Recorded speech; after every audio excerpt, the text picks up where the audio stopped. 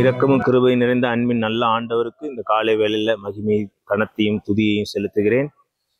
ஒவ்வொருவரையும் இந்த நாளில் சந்திப்பதில் மிகுந்த மகிழ்ச்சி அடைகிறேன். இன்றைக்கு நாம் வாசிக்க இருக்கிற வசனம் சங்கீதம் 1:3 வசனம். அவன் நீர்க்கால்களின் ஓரமாய் நடப்பட்டு தன் காலத்தில் தன் கனியை தந்து இலையுதிராதிருக்கிற மரத்தை போலிருப்பான். அவன் செய்வதெல்லாம் வாய்க்கும்.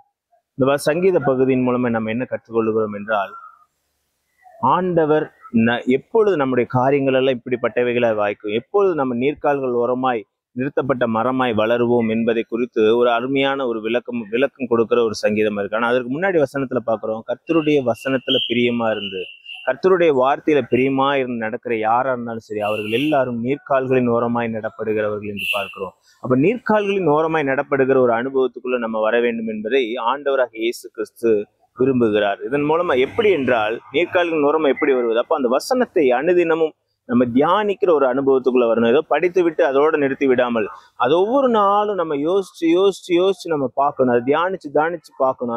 அதுதான் தியானம். ஏன்னா மெடிடேஷன் அப்படின்ட்டு ஒரு தனியா ஒரு நேரத்தை செலவு பண்ணி அதை ஆராய்ந்து பார்க்கிறவர்களுக்கு இலையுதிராது இருக்கிற ஒரு மரத்தை போல, நீர்க்கால்களின் ஓரத்தில் நடப்பட்ட ஒரு அனுபவத்தை போல ஒரு உன்னத அனுபவத்துல ஆண்டவர் நடத்தி நீங்க செய்யற காரியங்கள் எல்லாம் வாய்க்க செய்ய ஆண்டவர் வல்லமை உள்ள தேவனா இருக்கிறார். ஒரே ஒரு காரியம் என்னவென்றால், வசனத்தை மாத்திரம் நம்ம பிடித்து கொண்டு அதை தியானிக்கிற ஒரு அனுபவத்துக்குள்ள கடந்து வர வேண்டும். அந்த அனுபவத்துக்குள் நீங்களும் நாமும் வரும்போது ஆண்டவர் நிச்சயமே அப்படிப்பட்ட வல்லமை தந்து நடத்துவார் என்பதில் எந்த சந்தேகமும் இல்லை. கண்களை மூடி நம்ம இப்பொழுது ஜெபிக்கலாம்.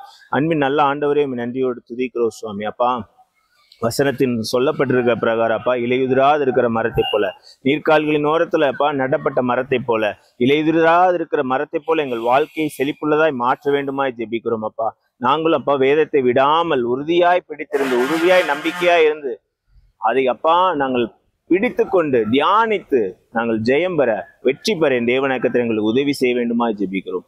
நம்முடைய திருக்கரங்களை எங்களை தாழ்த்தி அர்ப்பணிக்கிறோம் சுவாமி. காரியங்களை வாய்க்க செய்தாங்க. நாங்கள் இப்பொழுது என்னென்ன காரியங்களுக்காக அப்பா நாங்கள் காத்து கொண்டு இருக்கிறோமோ அந்த காரியங்கள் எல்லாவற்றையும் அப்பா உம்முடைய கிருபையின்படி, உம்முடைய சித்தத்தின்படி, இந்த வசனத்தின்படி எங்களை வாய்க்க செய்து வழி நடத்த வேண்டுமாய் ஜெபிக்கிறோம். மீட்பர் இரட்சகருமாகிய இயேசுவின் மூலம் ஜெபிக்கிறோம் நல்ல பிதாவே. ஆமென், ஆமென்.